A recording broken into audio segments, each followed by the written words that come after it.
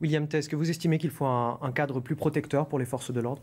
Tout dépend de l'objectif qu'on veut donner aux forces de l'ordre. Si on veut assurer la sécurité et l'ordre en France, on est obligé de les protéger davantage parce que la société a changé. On voit notamment que la société est davantage polarisée. On voit que la société est de plus en plus radicale. Le ministre de l'Intérieur avait même parlé d'ensauvagement de la société. Donc si la société évolue, il faut que le cadre soit plus protecteur, il faut que le droit évolue en même temps que la société. Les policiers font face à de nouvelles menaces. On a connu à partir des années 2000 et 2010 des menaces terroristes. Désormais, maintenant, les délinquants ont appris que la justice les laissait partir et donnait pas des sanctions qui étaient très fortes si par cas ils refusaient d'obtempérer. Et donc du coup, il faut que les policiers soient armés par rapport à ça. Lorsqu'on parle du refus d'obtempérer, ça reste un délit, comme l'a rappelé monsieur, et par conséquent, les personnes qui refusent d'obtempérer ont peut-être quelque chose à cacher. Et si par cas on protège davantage les délinquants que les policiers, alors est-ce qu'on reste dans un état de droit? C'est la question qui est formulée. Moi, je pense que pour sauver les policiers, notamment parce qu'on a une baisse d'effectifs, que les policiers sont mal rémunérés, qu'ils n'ont pas assez de matériel pour pouvoir assurer l'ordre en France, il faut leur donner un cadre législatif, réglementaire et même doctrinaire qui soit plus important pour qu'ils assurent l'ordre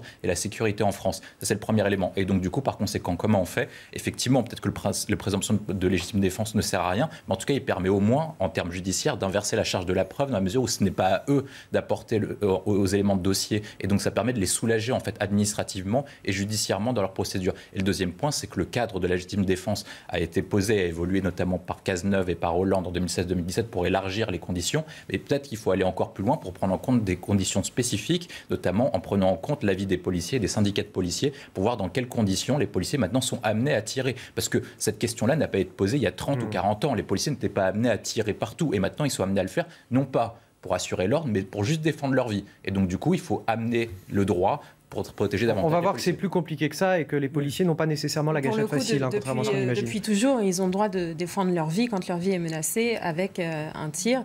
Il faut juste, comme on est dans un pays démocratique, qu'ils puissent en répondre en justice et justifier. C'est la justice qui estime si oui ou non le tir est réglementaire. Une précision pour vous dire que le refus d'obtempérer ne légitime pas du tout un tir. Il n'y a pas d'autorisation de tirer dès qu'un véhicule commet un refus d'obtempérer. Il faut que, en commettant ce refus d'obtempérer, le véhicule constitue une menace et un danger, soit pour la vie du policier, soit pour celle d'autres personnes autour. Un refus d'obtempérer simple, la plupart du temps, en plus, quand les policiers sont derrière un véhicule, qu'ils ont un signalement et qu'ils ont la plaque d'immatriculation, qu'ils ont vu le chauffeur, normalement, ils notent tout ça et ensuite, en judiciaire, avec une enquête, ils vont interpeller plus tard, une fois que les conditions sont sécures, pour pouvoir interpeller l'individu. Denis Jacob, j'ai une dernière question pour vous. Qui a encore peur de la police aujourd'hui? Parmi les délinquants, bien évidemment. Je vous propose d'écouter, et vous allez réagir à cela, un témoignage, celui de Franck. Il a 20 ans de carrière derrière lui dans la police. Il a accepté de témoigner anonymement pour CNews. Il nous raconte sa réalité du terrain, les difficultés pour intervenir aujourd'hui. Son témoignage a été recueilli par Michael Dos Santos. Après plus de 20 ans de carrière, Franck l'avoue, la formation en école de police ne permet pas toujours d'appréhender le terrain. On a très peu de temps pour décider si on utilise son arme ou pas. Je mets au défi n'importe quelle personne à pouvoir viser. Face au danger, les policiers ne pensent pas toujours au cadre légal. La priorité est ailleurs. Nous n'avons pas envie de mourir. Donc on fait usage de notre arme pour essayer de neutraliser l'individu pour pas qu'il nous écrase et pour pas qu'on meure. Parce que derrière, nous avons des familles, des enfants. Pour autant, Franck s'oppose à ceux qui affirment que les policiers ont la gâchette facile. L'utilisation de leur arme entraîne souvent des conséquences. L'impact que cela peut avoir sur sa vie familiale. Ensuite, l'appréhension de retourner sur le terrain. Et savoir ce que la justice, l'enquête va faire. Une peur de dégainer qui se ressent sur le terrain. Plus personne n'a peur de nous, quoi. Donc on préfère foncer sur un policier, car les délinquants savent pertinemment que les policiers ont beaucoup de difficultés à sortir leur arme par peur des conséquences. Selon lui, le rapport de force est inversé. Preuve en est la multiplication des refus d'obtempérer. Et il nous reste à peu près 1 minute 30, Denis Jacob, et je voulais vous donner le mot de la fin là-dessus, avec cette phrase inquiétante qu'on vient d'entendre. Plus personne n'a peur de nous, c'est ce que dit Franck, ce policier. Il dit les policiers ont beaucoup de difficultés à sortir leur arme par peur des conséquences. Et finalement, les délinquants, ils savent bien ça.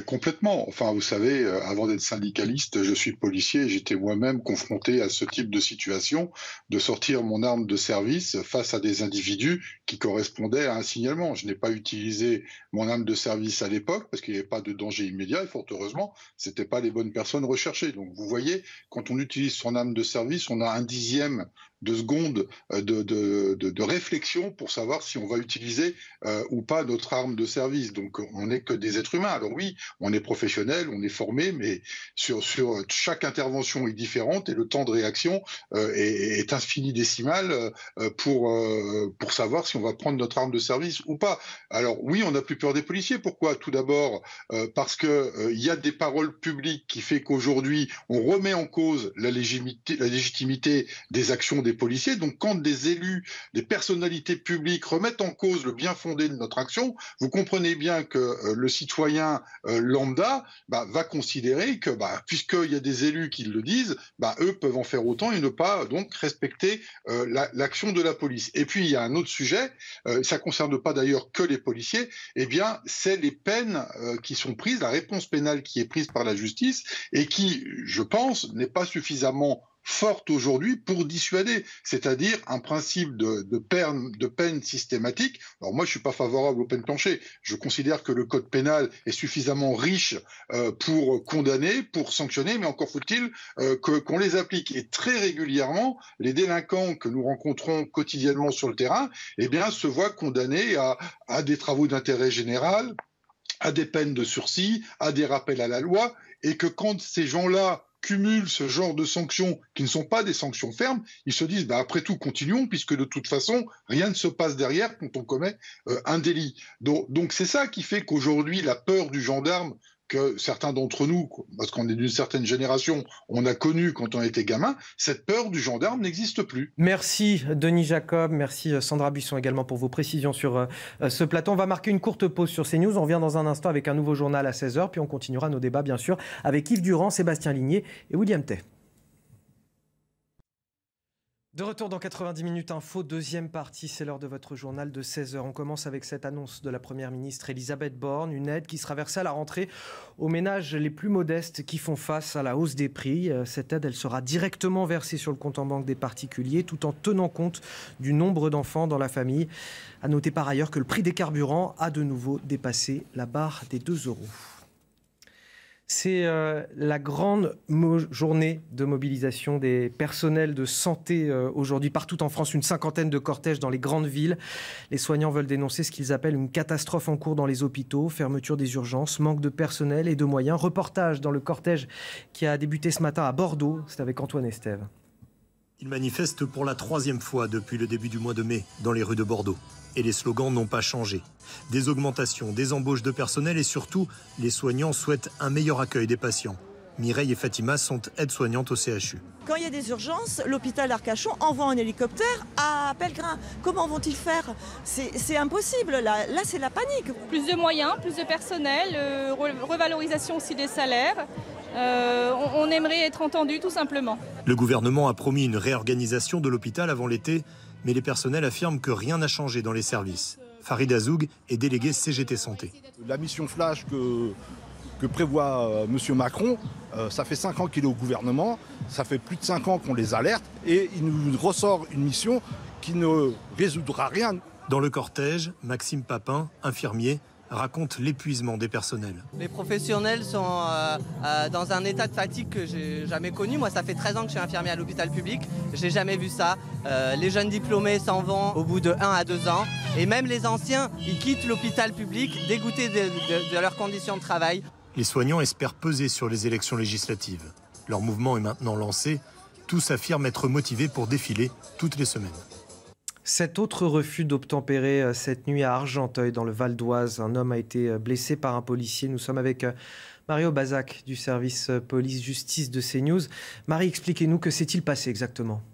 Alors les faits ont eu lieu peu avant 4 heures du matin à Argenteuil. Une patrouille de police a remarqué un véhicule qui roulait à vive allure, qui faisait des embardées sur la route. Et cette patrouille, elle va donc décider de contrôler le conducteur du véhicule. Selon le rapport d'intervention, l'individu va refuser et accélérer. Les policiers le suivent dans plusieurs rues de la ville. Le suspect prend une rue à contresens, fait des embardées, manque de perdre le contrôle de son véhicule à plusieurs reprises avant de s'arrêter, boulevard Héloïse. Les policiers vont alors descendre de leur véhicule. L'un d'eux vient au niveau de la porte du conducteur. Il sort son arme de service et il demande au conducteur de couper le moteur. Le suspect refuse et accélère en direction d'une policière qui se trouve en face de la voiture. Sur sa trajectoire, il va percuter cette fonctionnaire de police au niveau du genou et continuer à avancer. Face à lui, il y a 2 véhicules de police en travers de la route avec des policiers qui sont en train de descendre. Et c'est là que le premier policier qui est intervenu, celui qui s'était approché de la vitre du conducteur, va faire usage de son arme et va tirer en direction du conducteur. Il l'atteint dans le dos au niveau de l'omoplate. Le véhicule ensuite va percuter une des 2 voitures de police. Alors le conducteur est âgé de 21 ans. Il était alcoolisé au moment des faits. Il conduisait sans permis de conduire et son pronostic vital n'est pas engagé. L'IGPN, la police des polices, a été saisie pour savoir dans quelles conditions ce policier avait fait usage de son arme, s'il avait bien fait un usage strictement nécessaire et proportionné de cette arme. Et puis en parallèle, une enquête pour tentative d'homicide sur personne dépositaire de l'autorité publique a été ouverte et cette fois elle concerne le conducteur du véhicule. Marie Aubazac, merci pour ces précisions. Ce procès qui s'est entamé aujourd'hui à Marseille, procès des trafiquants de viande de cheval, des bêtes impropres à la consommation ont été vendues par le biais d'un trafic organisé. Les explications sur place avec Laure Parra. Sur le banc des accusés, 18 professionnels de la filière viande. 13 étaient présents ce matin à l'ouverture du procès. 5 sont représentés par leurs avocats. Leur est reproché d'avoir participé de près ou de loin à un vaste trafic de chevaux, des chevaux de trait, de sport, même des poneys originaires de France, d'Allemagne, de Belgique ou encore des Pays-Bas. Des bêtes qui n'auraient jamais dû finir dans l'assiette du consommateur. L'affaire a été révélée en 2013 suite à un signalement. Les services vétérinaires ont mis à jour une série de fraudes et de falsifications. Des falsifications de passeports d'animaux, de documents vétérinaires, des animaux souvent trop vieux, sous traitement, qui ont été revendus à prix d'or, parfois à l'insu des propriétaires, grâce à ces documents falsifiés qui brouillaient la traçabilité et qui ont permis que ces bêtes soient rendues éligibles à l'abattage. Des animaux, on le comprend bien, impropres à la consommation. Les débats pendant 3 semaines vont permettre d'établir l'échelle des responsabilités des uns et des autres. Le procès doit s'achever le 24 juin.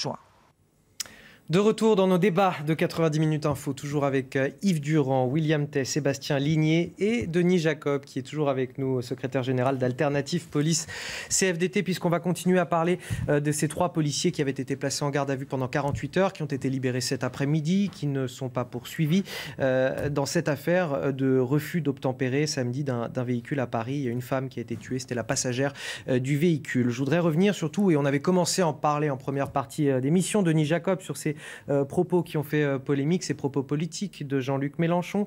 Encore un abus de pouvoir inacceptable, disait-il. La police tue.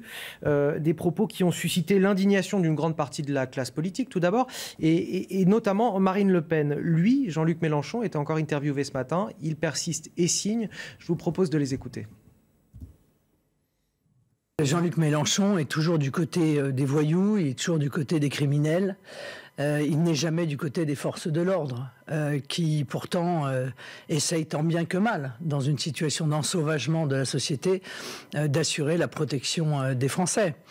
Nous en sommes à 4 morts en 4 mois pour des refus d'obtempérer.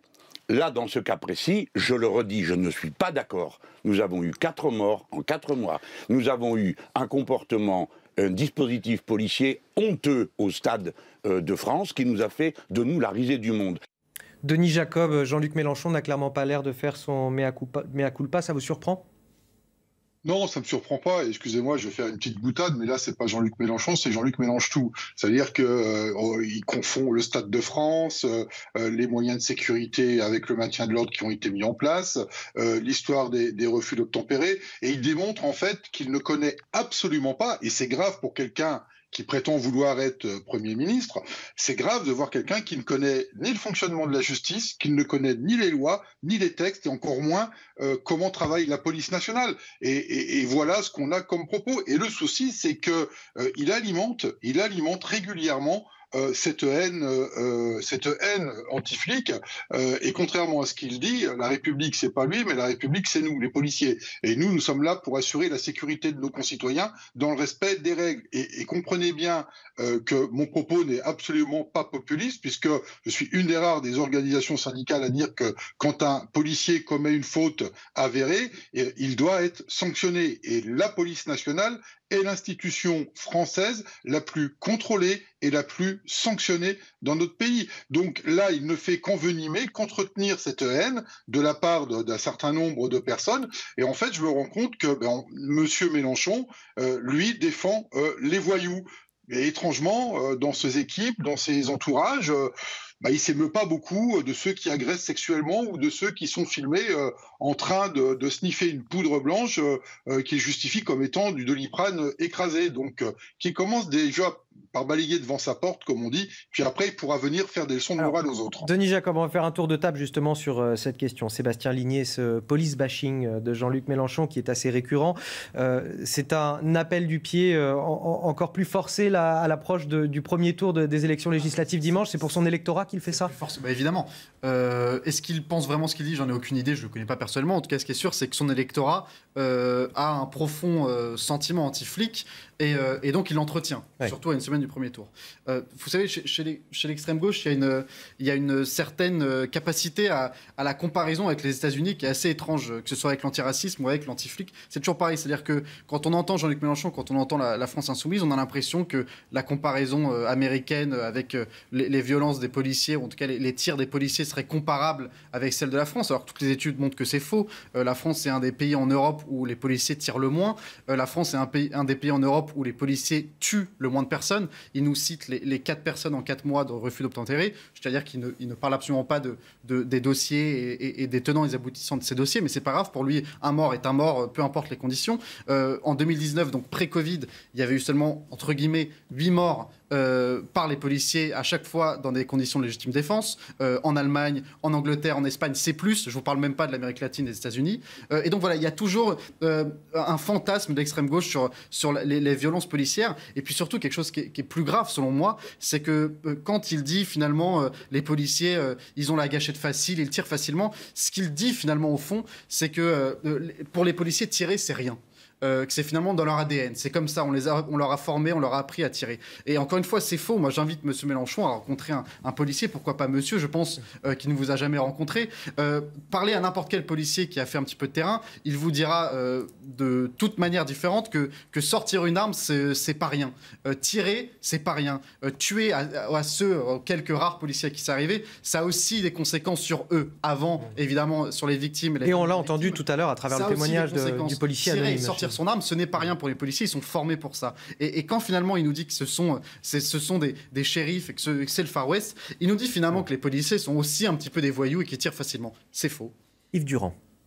Oui, il ne s'agit pas d'être pour les voyous et contre les policiers ou l'inverse. Jean-Luc Mélenchon, il n'est pas contre les policiers et pour les voyous, il est contre la République. Ces propos-là sont des propos profondément anti-républicains. Parce que la police, c'est un des piliers fondamentaux de la République. Il ne peut pas y avoir de démocratie, il ne peut pas y avoir de République s'il n'y a pas une police et une police républicaine. Or, je le disais tout à l'heure, la police française est une police républicaine. Elle est contrôlée, elle a une mission qui est extrêmement difficile, elle a une mission que moi j'étais parlementaire, qu'on lui dévolue, et par conséquent, elle agit au nom du peuple français, comme d'ailleurs tous les fonctionnaires d'État. Et attaquer la police d'une manière globale, ce qui est inadmissible dans les propos de Jean-Luc Mélenchon, c'est de dire « la police tue ». Non, la police ne tue pas, elle n'est pas là pour tuer. Ça veut dire, quand il dit ça, et je pense qu'il n'y croit pas lui-même d'ailleurs, du moins j'espère, Mais quand c'est-à-dire qu'il n'est pas en roue libre, Jean-Luc Mélenchon. Il y a une stratégie qui est derrière tout ça. Bien entendu. On est à 5 jours du premier tour des élections législatives où il joue sa survie politique. Mais ce qui est grave, c'est ce qu'il dit. Mais c'est ce qu'il dit parce qu'il y a des gens qui entendent ça et qui y croient. Et en particulier, je dirais, des jeunes. J'ai fait très attention à ça. Et de dire la police tue, c'est effectivement développer un sentiment qui est un sentiment que, par nature, la police est faite pour tuer. Ça, c'est de la part de quelqu'un qui aspire à être Premier ministre, mais ça, c'est de la plaisanterie, mais qui a été candidat à la présidence de la République, c'est profondément inadmissible.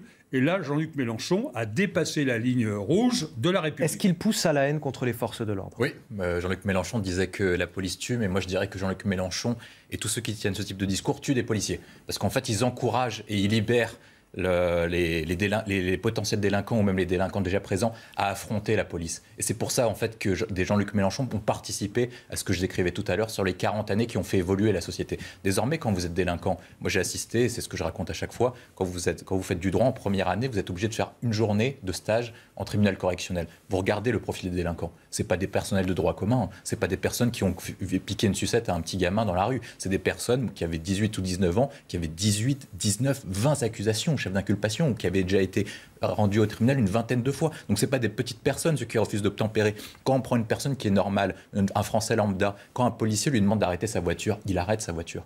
Et pourquoi est-ce que ces personnes refusent d'arrêter leur voiture ? C'est parce qu'ils contestent l'autorité républicaine. Et le discours de Jean-Luc Mélenchon est en phase en fait avec cette contestation de l'autorité. C'est en phase avec les idées qu'il a propulsées pendant une trentaine, une quarantaine d'années, qui est de contester l'autorité de l'État pour en fait basculer vers une nouvelle ère. Il veut plus que ce soit l'État qui possède, comme ce qu'appelait Max Weber, le monopole de la violence légitime. Il considère que l'État en fait est profondément raciste, comme le rappelait Sébastien Ligné, et donc du coup qu'il est profondément injuste. Et il veut réparer cette injustice en donnant le pouvoir aux délinquants et à son électorat potentiel pour renverser la charge de la preuve et pour renverser le rapport de force entre l'État et les personnes qui sont délinquantes, qui refusent d'obtempérer. Et donc ce que fait Jean-Luc Mélenchon, une part, c'est ignoble, parce que c'est à des fins uniquement électorales, et ce n'est pas à des fins d'homme d'État, c'est comme ce qu'il prétend incarner. Et deuxième point, je pense que ce qui est plus grave, c'est qu'il participe à la déconstruction française, qui fait en sorte que c'est plus l'État et les forces de l'ordre qui font régner l'ordre, mais c'est davantage, dans certains quartiers, la loi des gangs et les délinquants.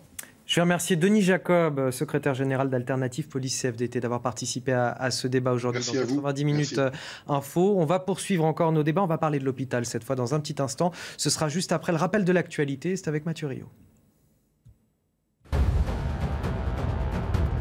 Refus d'obtempérer à Paris. Les 3 policiers placés en garde à vue dimanche ont été libérés sans poursuite judiciaire à ce stade. L'enquête continue et a révélé que le conducteur avait plus d'1 gramme d'alcool dans le sang lorsque la police a voulu l'interpeller samedi. Il était aussi bénéficiaire d'un aménagement de peine en semi-liberté. L'ancien directeur général du groupe Orpea auditionné ce matin.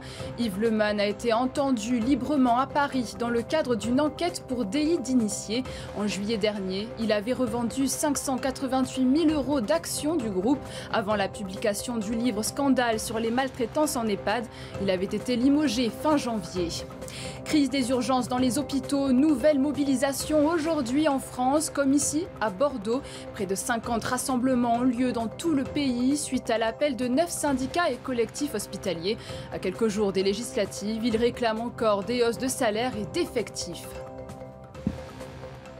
Et voilà Isabelle Piboulot qui m'offre une transition parfaite pour la suite, puisqu'on va effectivement parler de la mobilisation des personnels soignants. Vous le disiez Isabelle, 9 syndicats et collectifs hospitaliers qui appellent à réagir, 50 mobilisations à travers le pays. Vous nous montriez à l'instant les images de Bordeaux.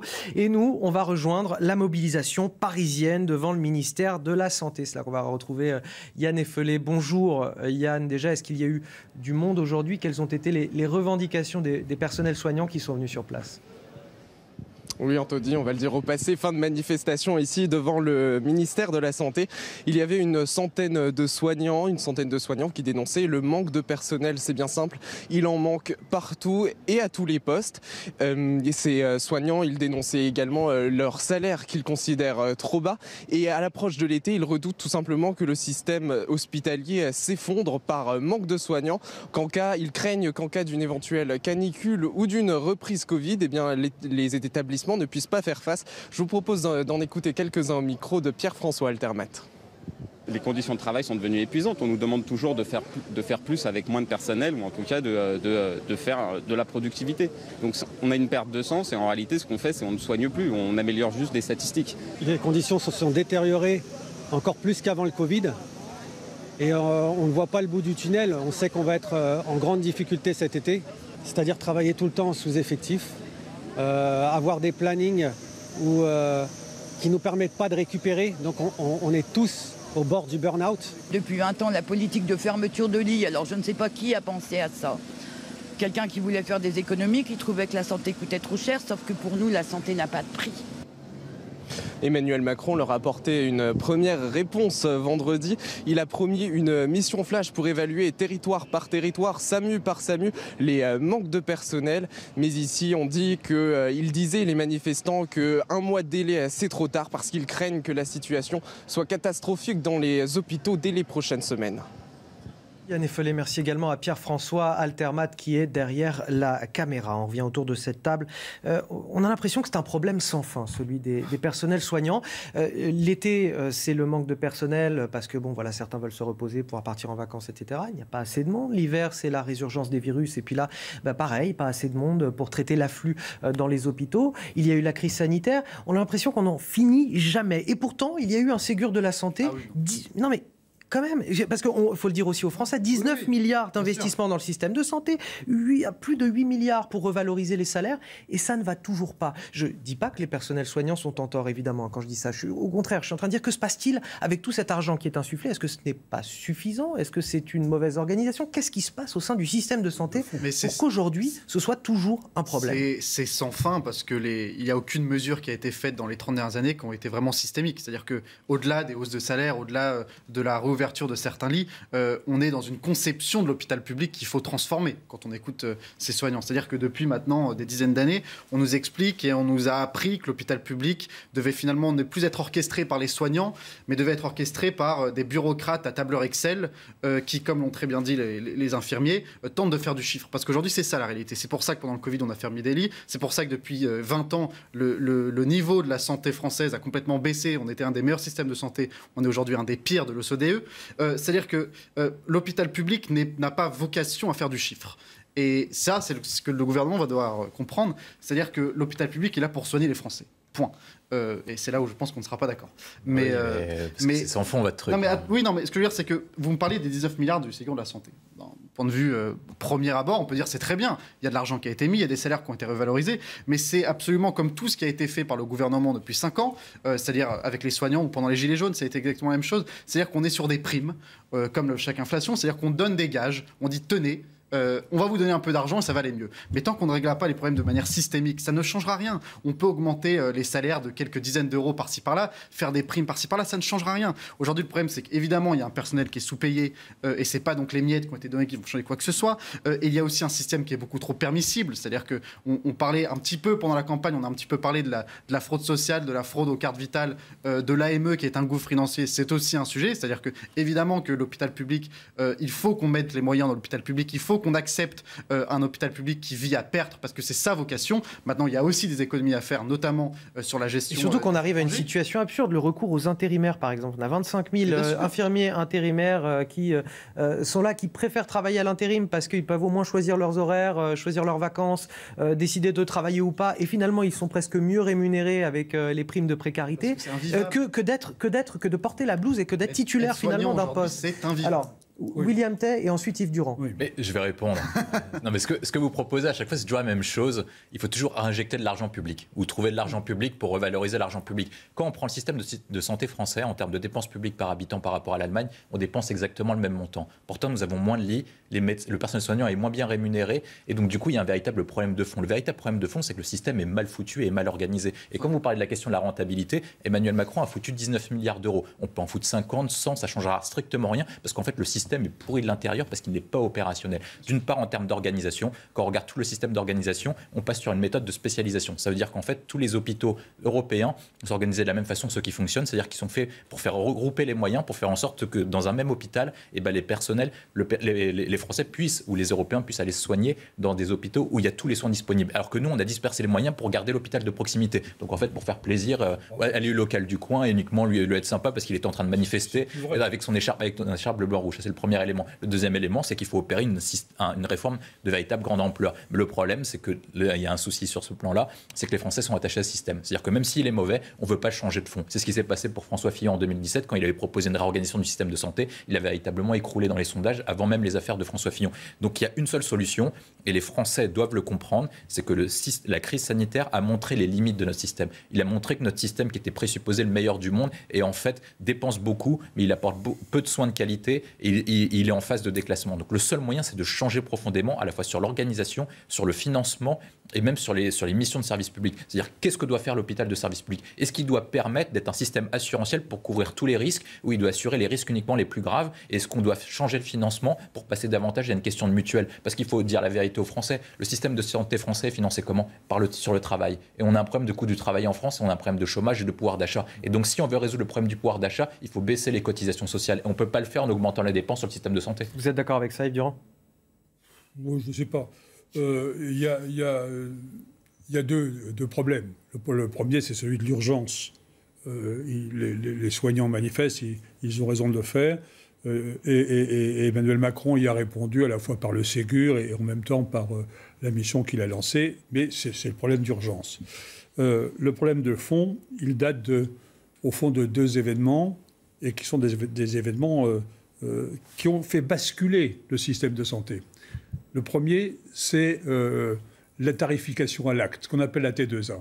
C'est-à-dire qu'on a transformé l'hôpital public, non pas en service public, mais en entreprise.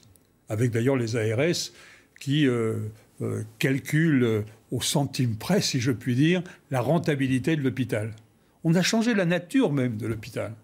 Et c'est là-dessus qu'il faut revenir. Qu'est-ce qu'on veut? Et là, les Français doivent donner leur avis et doivent savoir ce qu'ils veulent. Où on veut un système de santé où la santé est un droit, c'est-à-dire l'égalité devant la santé. Et à ce moment-là, je termine, et à ce moment-là, ça se paye, comme l'éducation, comme tous les droits. Ou alors on veut un système à l'américaine, mais bon, ça c'est un autre, ce qui est un peu derrière les ARS et la T2A. Et alors, à ce moment-là, c'est autre chose. Mais faut pas critiquer les soignants nous parlent d'urgence cet été. C'est l'un et l'autre. Le deuxième élément, et je termine là-dessus. Parce qu'on oui, mais c'est parce que c'est essentiel. C'est que l'hôpital public, il fait partie d'un système de santé. Et le système de santé, il les revoit en totalité, y compris sur la médecine de ville. Il faudra que là, les médecins dits libéraux prennent leurs responsabilités. On ne peut pas, parce que les médecins refusent de faire des gardes, par exemple, le week-end, faire que pour un bobo au doigt, on aille à l'urgence. Ça, c'est une responsabilité de la part des médecins qui est essentielle. On marque une courte pause, on revient dans un instant pour la troisième partie de 90 minutes info. De retour dans 90 minutes info, troisième partie avec Yves Durand, toujours Sébastien Ligné et William Tay pour participer à nos débats. On va en parler dans un instant de ces attaques à la seringue qui se sont produites, qui se multiplient à travers la France. Et on va parler d'une attaque notamment à Toulon le week-end dernier. Un homme a été mis en examen dans le cadre de ces attaques et placé en détention provisoire. Tout de suite, le rappel de l'actualité, c'est avec Isabelle Piboulot. Malgré la polémique, Jean-Luc Mélenchon assume ses propos. La police tue, a tweeté le leader de la NUP ce week-end. Déclaration après un contrôle où une passagère a été tuée par des tirs de policiers samedi à Paris. Il a expliqué sur France Inter avoir monté le ton pour dénoncer l'évolution de l'usage de la force de la police. Des propos jugés choquants par la première ministre. Marine Le Pen approuve les échanges entre Emmanuel Macron et Vladimir Poutine. C'est ce qu'elle a déclaré après un nouvel appel du président à ne pas humilier la Russie. Selon elle, Emmanuel Macron a raison de trouver par la discussion les moyens d'arrêter cette guerre et de faire en sorte que l'Ukraine retrouve sa souveraineté. Avis aux passionnés d'aéronautique, Airbus met aux enchères 500 pièces de l'A380, lampes, barres, sièges et même la corde de secours du cockpit. Les objets seront vendus par la maison Labarde en octobre. Les bénéfices seront majoritairement reversés à la fondation Airbus pour le financement de ses initiatives humanitaires et à l'association Héritage. Et donc on en sait un petit peu plus sur l'homme qui aurait piqué une vingtaine de personnes le week-end dernier à Toulon lors d'un concert. Il a été mis en examen, placé en détention provisoire. Une première depuis le début de cette vague d'agression à la seringue. Alors quel est le profil de cet individu? Vous allez le voir, ça interroge. Les explications avec Reda Emrabit et Quentin Grébel.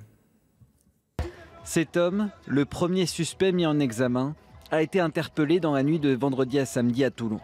Selon Le Figaro, il est âgé de 20 ans, sans emploi. L'individu est d'origine tunisienne et ne possède pas de titre de séjour.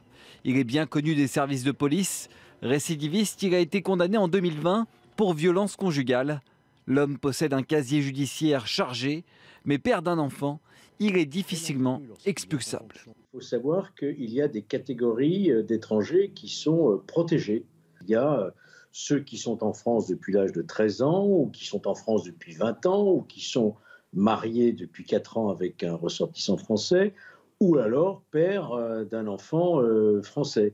Et ceux-là bénéficient d'une protection relative. Ils sont très difficilement expulsables. Reconnu par 2 femmes qui l'auraient tenté de piquer durant la soirée, l'homme n'y est fait. Il a été placé en détention provisoire et mis en examen pour violence aggravée par 2 circonstances, armes et préméditation. Il risque jusqu'à 5 ans d'emprisonnement. William Tay, on a le sentiment finalement que la loi protège ce type d'individu de facto. Oui, mais bien sûr, parce quand on parle d'état de droit, ce n'est pas l'état de droit des Français, c'est l'état de droit des délinquants et pas ceux des victimes. Quand on parle, bien sûr, mais je vais vous expliquer pourquoi. Parce qu'en fait, l'état de droit français a été créé, et notamment toutes les conventions internationales qu'on a signées, donc la Convention européenne des droits de l'homme et tout le patatras qui va aux alentours, ont été signés après la Seconde Guerre mondiale, notamment pour éviter ce qu'on appelle le totalitarisme et le nazisme. Mais est-ce qu'il y a un risque aujourd'hui, nazisme et totalitarisme en France? Est-ce que quelqu'un croit vraiment qu'Emmanuel Macron va imposer une ère totalitaire en France? Non, ça veut dire que ces règles de droit ne sont plus adaptées à la société actuelle. Elles ont été imaginées en 45-50 pour une société de 2022 à une ère des réseaux sociaux où les mentalités sont complètement différentes. Est-ce qu'en 1945-1950, on imaginait que quelqu'un puisse se balader en boîte de nuit pour attaquer des gens avec des seringues? Est-ce qu'on imaginait que des étrangers puissent venir en France juste pour commettre des actes de délinquance? Non, personne ne l'imaginait. Et donc du coup, il faut changer le droit, parce que la société a changé profondément. Et donc il faut que l'état de droit arrête de protéger uniquement les étrangers, les délinquants, pour protéger davantage les victimes. Et pour ce faire, il faut opérer une révolution judiciaire. Ça repose sur plusieurs éléments. Là, il y a une première question qui est posée, c'est la question de l'individualisation des peines. C'est-à-dire à partir du moment où il y a des personnes qui commettent les mêmes types d'actes de délinquance, est-ce qu'il est encore pertinent pour obstruer la justice et faire en sorte que les palais de justice sont encore pris par trop de procès? Est-ce qu'il ne faut pas faciliter ce type de procédure en mettant des peines planchées pour faciliter le travail des juges? Deuxième point, il faut révolutionner le code de l'immigration, et notamment le renvoi des personnes qui sont... Donc là, clairement, la question qui est posée, c'est le fait d'avoir un enfant en France. Est-ce que cela justifie que cet homme reste sur le territoire français malgré... C'est même pas le droit français en fait qui permet de le faire. C'est parce que la France a transposé plusieurs conventions internationales qui obligent de protéger ce type de ressortissants. C'est à la fois le Conseil de l'Europe, la Convention européenne des droits de l'homme et les directives de l'Union européenne qui sont obligées. Et donc du coup, la France est obligée de le faire. Et se pose une question, c'est est-ce qu'on sort de ce carcan pour protéger davantage nos intérêts? Rapidement, Yves Durand et Sébastien Ligné. Je ne vous sentais pas tout à fait d'accord avec ce que vous moi, j'espère que monsieur ne sera jamais à la tête du ministère de la Justice, parce que là, on va vraiment vers l'État totalitaire. Quand on dit qu'il faut changer l'État de droit, il protège je vais terminer. L'État de droit, il procède les individus. C'est essentiel. Et quand on parle, il y a un principe qu'on apprend partout, même quand on n'a pas fait de droit, c'est l'individualisation des peines, justement. C'est la base même de la démocratie. Et de la liberté individuelle. Quand quelqu'un est soupçonné de faire un délit, il est condamné lui-même. On ne va pas. Ça veut dire quoi? d'aller contre l'individualisation des peines. Dans cette situation que l'on observe là, voilà, on a un homme de 20 ans, sans emploi, connu des services de police d'origine tunisienne, sans titre de séjour, condamné pour des violences conjugales. Ce type il est arrêté. Il va être condamné comme n'importe quel individu. Et comme tous les étrangers, il va être en prison en France. En France. Et il va être. On va voir comment on peut l'expulser par rapport d'ailleurs à des conventions qui sont des conventions. Manifestement, il ne peut pas être expulsé. Je termine par des conventions qui sont des conventions internationales. Il est d'origine tunisienne. Donc avec la Tunisie, c'est d'ailleurs ce qui a commencé à être fait. En négociation par le ministre de l'Intérieur du précédent gouvernement, en plus c'est le même maintenant, à savoir de voir comment on peut faire évoluer ces conventions pour permettre justement les expulsions. Là, manifestement, la question c'est qu'il a un enfant sur le territoire français et que ce n'est pas possible. Voilà, au regard du droit. Pour l'instant, c'est très simple. Vous dites qu'il est condamné. Bon, s'il est condamné, il va être où? Donc, puisqu'il ne va pas pouvoir être expulsé, il va être en France. Il va donc engorger les prisons françaises qui ont besoin de place avec des étrangers. On sait qu'aujourd'hui, si on libérait, si on expulsait les étrangers qui étaient en prison, on économiserait plusieurs milliers de places. Le vrai problème, si vous voulez, c'est qu'aujourd'hui, vous me parlez donc d'OQTF et qu'il faudrait renvoyer cette personne avec des conventions, etc. Aujourd'hui, donc par an, OQTF, obligation de quitter le territoire français pour nos téléspectateurs. Il risque de recevoir une OQTF. Le problème, c'est qu'aujourd'hui, tous les ans en France, il y a environ 15% d'OQTF qui sont appliqués, sachant que 15%, c'est pour tous les pays. Si on prend simplement le Maghreb, dont la Tunisie, on descend sous les 2%. C'est-à-dire qu'il y a moins de 2% des OQTF qui sont demandés, qui sont appliqués. Donc il est là le problème. C'est bien, aujourd'hui, vous avez un étranger. Pour ça qu'il faut revoir.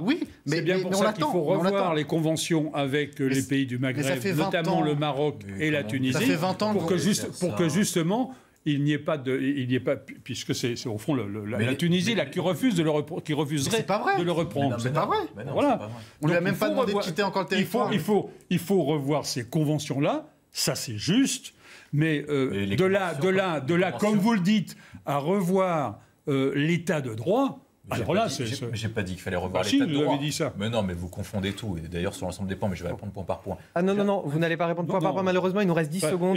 C'était seulement le moment pour moi de vous dire au revoir. En particulier sur l'histoire de l'individualisation des peines. Alors là, c'est épouvantable. Je vous remercie, messieurs. On s'arrête là. Yves Durand, Sébastien Ligné, William Tay, merci infiniment d'avoir participé à cette émission. Restez avec nous sur CNews dans quelques instants. Le rappel de l'actualité, ce sera suivi de Punchline avec Laurence Ferrari.